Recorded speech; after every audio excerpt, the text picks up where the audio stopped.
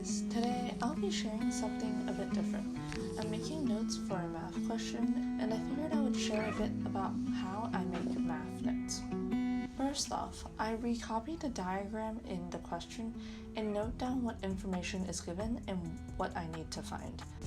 When I made math notes back in high school, I always tried to write down all the information so that when it's time to study math, I can look back and fully understand the structure of the question. You can also see that I'm making notes in pen because I've already worked out how to solve the question on a separate sheet of paper, but I'm converting my work into actual notes that clearly show each step and how I got the final answer. One mistake I used to make back when I took notes for math was saving space. I would squeeze fractions on college ruled paper into a single line, and in the end, this just got harder to read and messy because of my handwriting. So this is why I would actually recommend making notes on white copy paper, which doesn't have any lines to restrict you.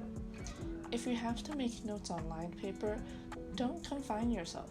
Skip lines between parts of each question, leave space on the sides, and use multiple sheets of paper to write down all the information you need to make sure that your notes are neat and readable. After I finish solving the question, I use a colored pen to make notes on the side that explains the general flow of steps. I also underline the relevant equations and circle important values and variables.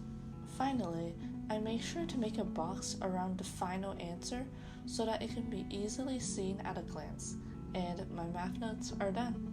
I hope you found this video interesting, and check out my video on how I make notes for language classes.